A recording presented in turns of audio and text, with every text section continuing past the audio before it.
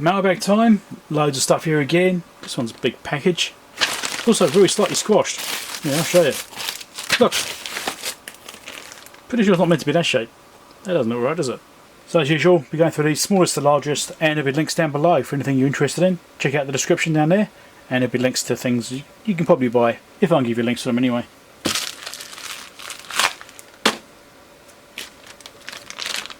Here you go, it's a BNC Splitter, or combiner, depending which way you use it I suppose.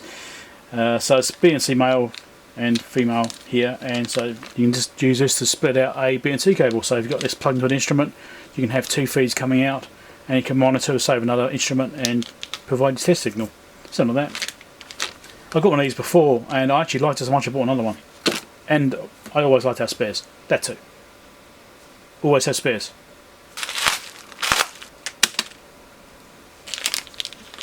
What do we have here? Now these are some regulators, I think. So these are 7909 regulators. Now these are getting really hard to get. Actually, I'm going to open the bag up because I'm suspicious. Because these are really hard to get. Now the only place I found them was on AliExpress. I think it was anyway. I've got some DigiKey as well, I'm sure, but you never quite know. Badly punched around. Look, oh shit! Look at this. That is not well formed. Maybe that's a cheap unit. I don't know. I'm just suspicious that these could be fake. See, 7909, not the best printing. L7909CV. I will think I will need to test one of these and see if it's actually real or not, whether or not they're fake, before I put these in my parts drawers. I just don't trust them because of how hard this particular type is to get. In fact, I think I'll do that now. Let's hook one up and we'll do a test on one and see if it actually is a real one or not. Or if it appears to be a real one or not. Right, let's test these things out and see if they're real or not. So, I've got the connection set up here. So, because these are negative regulators, it's actually got the same kind of connections as you get on a 7808. So that would be like the negative, the lowest terminal, and that would be the highest terminal. Right, in that way, think about that. The highest potential, lowest potential is those two pins. But in this case, because this is a negative regulator, that's the ground, and that's the input. Right, because I'm injecting a perform positive supply, I've obviously got those connected up this way. So it's actually the same connection between a positive and negative regulator, if you think about it in that format. Highest potential, lowest potential on those two pins, and that pin there is the output. Let's see what voltage we get. So let's turn the power on. Okay, got 12 volts going in, very little current draw. So let's look at the ground point, which would be the positive lead in this case, right? So that'd be the 0 volt level, because we're injecting a effectively negative 12 volts. There we go. See, negative 12 volt going in. Should have minus 9 volts coming out, and we do. So cool. They're actually real parts. That actually surprises me. Or at least they pretend to be real parts and are outputting the correct voltage. So I'm actually surprised. They work. Brilliant. Links down below. So the reason I actually wanted these regulators was because of the project I was working on for including this battery pack and a piece of test gear. Right, this is a nickel metal hydride battery pack, 9.6 volt battery. But I needed a negative regulator to power this thing. I didn't want to use an 8 volt regulator. I did have some of those, but I wanted a 9 volt negative regulator, so it's much closer. And if I actually want to, I could get the full 9.6 by doing nothing more than putting a diode in series with the reference pin, which being the ground pin of the regulator will be where you put the diode in order to get a drop to effectively increase the voltage difference. So this is what I put in a piece of test gear, but I didn't actually have the right parts. So I actually had a couple of things missing. One was this current regulator here. This produces a set current. I could have made one, of course, but I bought some modules, and negative regulators to the right voltage. Future project, future video, watch out for that.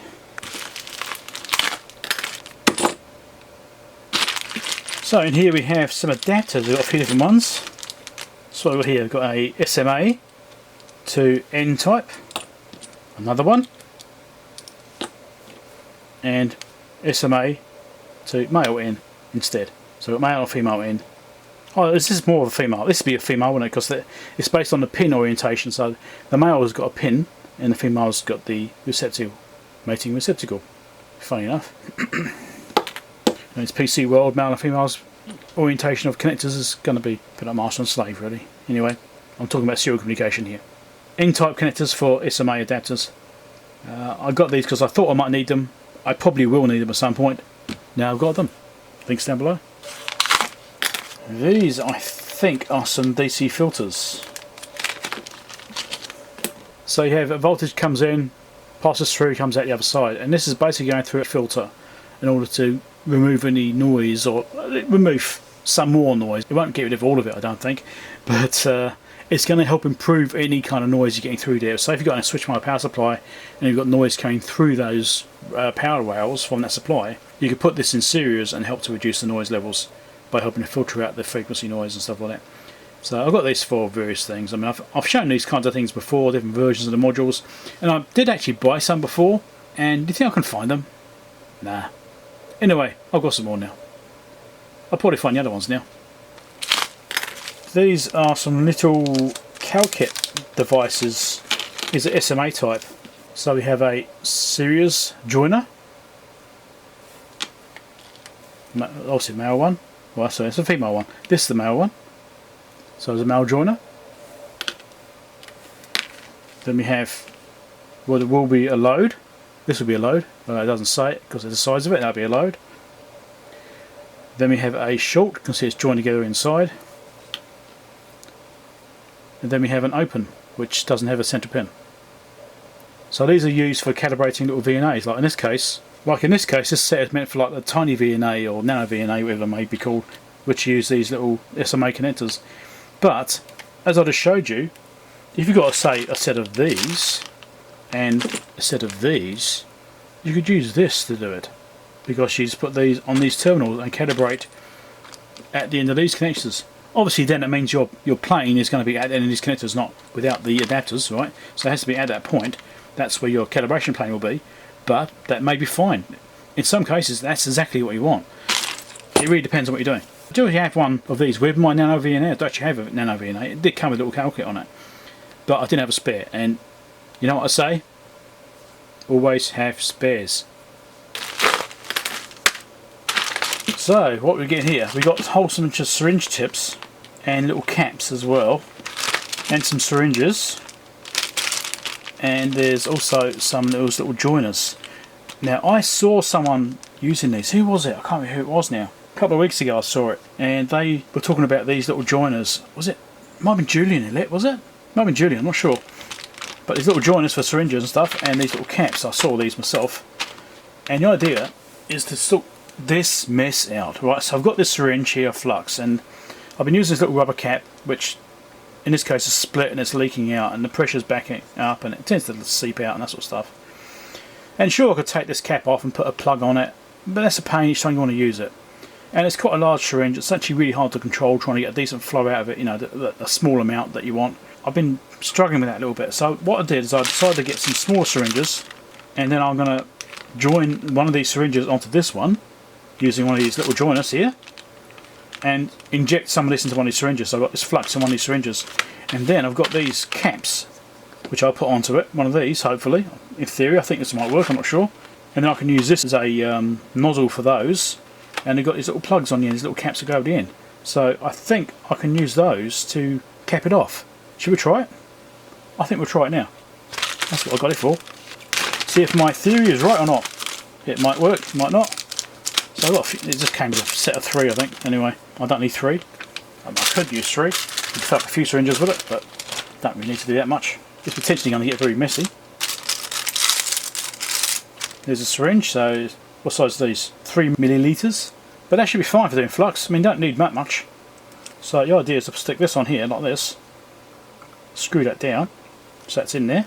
Alright. And then we get this one, take this cap off here. Stick that in here. They should go together. Hey, they do. Great. So what I should be able to do is push this one into here. Just like that. It's like magic.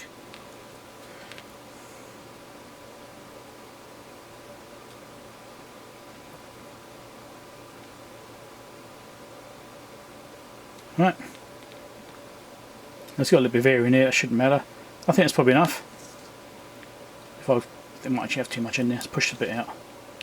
Just take a little bit out, there we go. So that's that. That's the idea of this. So you can decant from one syringe into another. and it means I can put this big syringe away instead of a small one here. I could cap this one off and just have this one available to use. That's the plan. So we go. So there's that. I need to cap off this syringe. I do have a cap somewhere. I do actually have some. I'll sort that bit out later on. And then I need the nozzle for this. So let's look at the nozzles. See if these work out.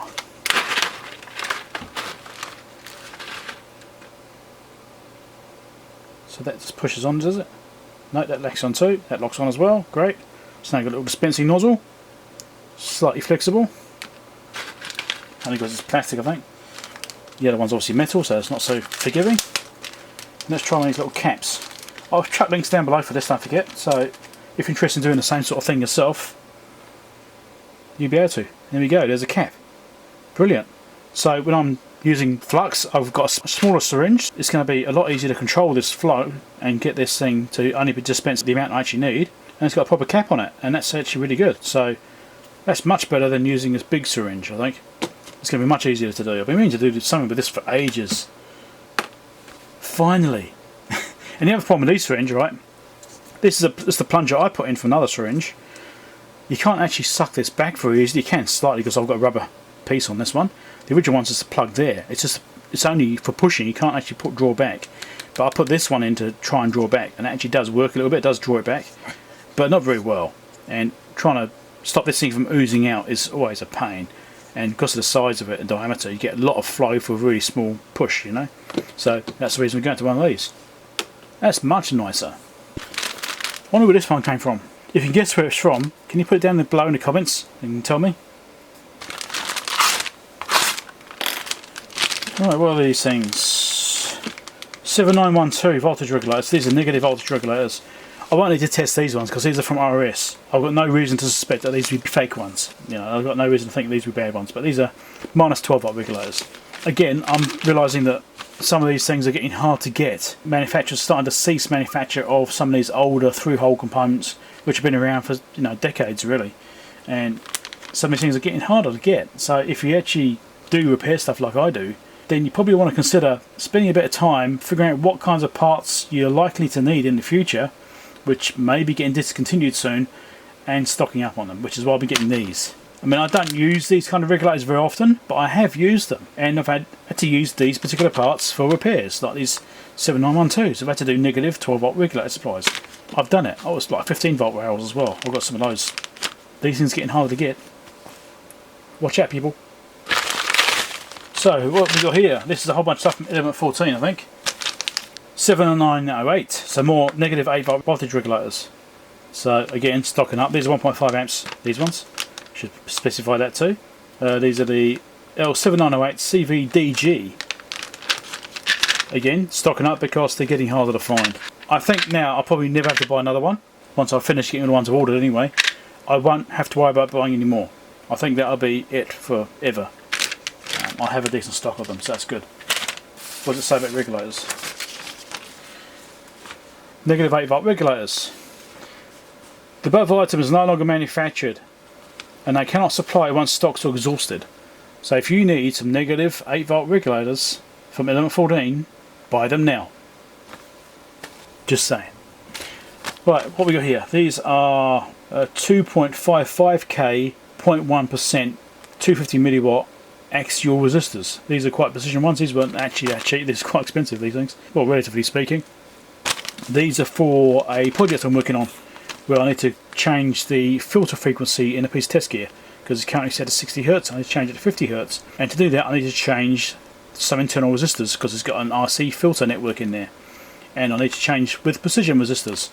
So that's what these are. Now these aren't exactly the right ones. I couldn't get exactly the right ones very easily, but these are really close to the right ones, and it is tunable. What it actually needs is 1.73, was it? What's half of that? Come on, comments down below. What's half of that?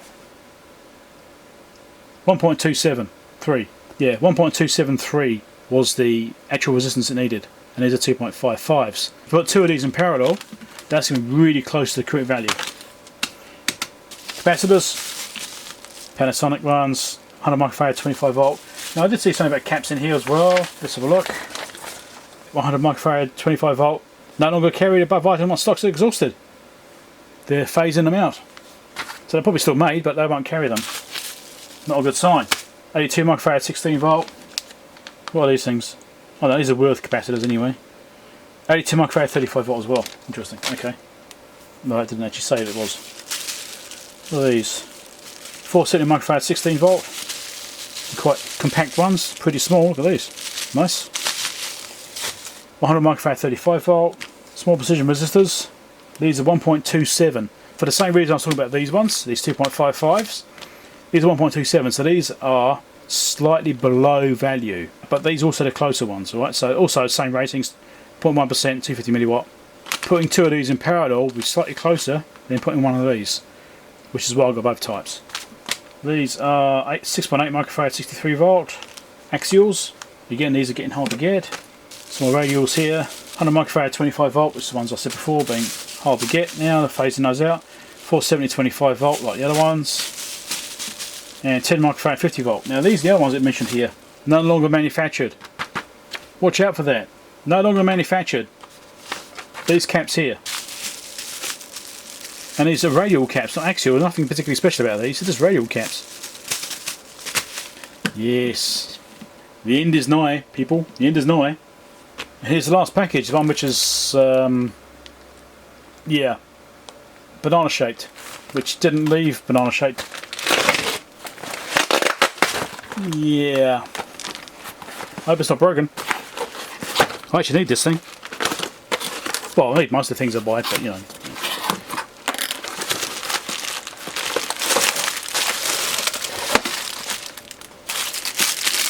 So we've got a power supply with a wrong plug on it. 12 volt, 2 amps output. Nothing too special. We have, the wrong depth adapter for my country. Yeah. And we have the actual item. It's a stick. It's an LED lamp. Now I got this because I want to stick a lamp in the corner behind me here. Now I did a mailbag before and I actually did get a big lamp which arrived. Quite a big flat panel one. And I've mounted up here behind me right now and it is there in place. And it is where working. But it's a bit bulky. This will fit in that corner much more nicely. I could sort of stand this up in the corner. You can imagine it, you know, standing up in the corner. And it'd be much more compact and just a bit nicer. And it's got adjustable. There you go. It's got adjustable colour as well. This probably doesn't interest most of you, but if you ever do video stuff, then this might interest you. You know, so adjustable colour there. The knobs aren't actually put on straight. And you got on off here with the brightness control. I mean, I don't like the way that it got the knobs on there. Let's fix that. Is that better?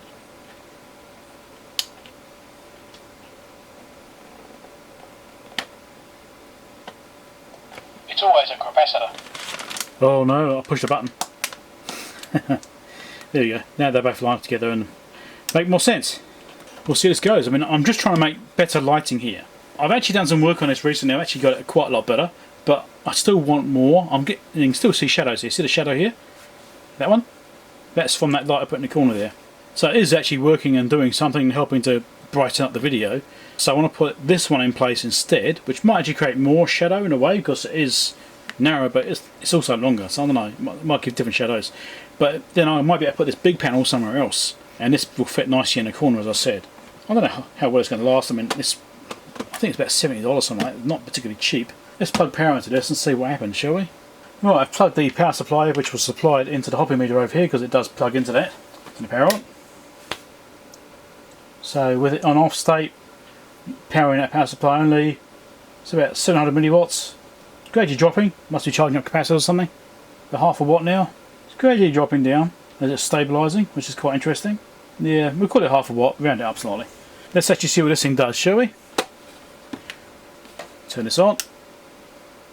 Actually, it fades up. That's actually quite nice. It fades up. It doesn't just go hard on, it fades up. So it's got a PWM control doing that. And as you wind this up, you're doing a bit more. Let me see that power wattage there. With it set to minimum, which is 3200 Kelvin, so it's just doing a really warm white there. Wind this all the way up to the top. That's doing 26 watts. Okay, turn it right down. So the minimum is about 2 watts. Let's go to 5500. wind it all the way up again. Still 26 watts, so obviously it's got the same number of chips in each one. Wind it back down. Let's go halfway, because that should be equal amounts of both, which should give us approximately, what's that, 4.8 or so, around that number, I guess. That's 2 watts still. Wind it up, and it's still 26 watts. So it limits to 26 watts regardless of how many chips are being used, it seems. So let's look at the actual chips, shall we? You can probably see it better in the desk actually than the actual light itself. So I've got it dimmed right down to the last it'll go. And as you can see, you look at the desk reflection, you can see it fades between each set of LEDs. Alright, so that's the warm white ones, and that's the cold white. And you just change the colour balance by fading between the two. Yeah, it seems fine. And brightness is definitely looking alright. So if I stick this over here in the corner, I've actually got the other light over there now already, but let's turn this one off. I don't think you can see much difference. There you go. Turn that one off. Let's stick this one about the same place, and we'll turn the brightness up. So that's maximum brightness there, and we'll unplug it. So that's definitely doing something, isn't it? Wind the brightness down a bit, and go a bit cooler. So yeah, that's definitely going to do something, isn't it? I think that'll make quite a big difference to my videos. I think it's actually better than the other one. Nice, that's what I intended. Now, interesting thing here, I'm actually rubbing my finger along here, just barely touching it, and I can actually feel vibration, which isn't like actual real vibration, it's electrical vibration. You can actually feel an earth path coming through your finger because of no earthing, right? It's obviously got capacitive coupling. Well, it's only DC supply coming in, 2-pole DC, no earthing. There's obviously a capacitor inside that power supply there, which is providing a partial earth path, but not a complete one. And you get the same thing on MacBooks. When you plug a MacBook charger in, when you touch your computer, on the other, I'm talking about like the older ones, like 2011s and so, that sort of 2012, probably some newer ones still do it as well, I don't know. But you get the same thing with that, but on the M casing. You can actually feel the vibration from the power going through your fingers. Interesting, eh? Right, I think we're done here. Let's do that. Check out the videos down below. Subscribe over here if you're not already subscribed. Don't forget to check out the links down below as well for these items I've shown you. And Patreon support link over there if you want to help me to make more videos by purchasing more stuff from Mailbags or piece of test equipment to repair. Also, don't forget to comment down below, have a chat, say hello, whatever. Bye.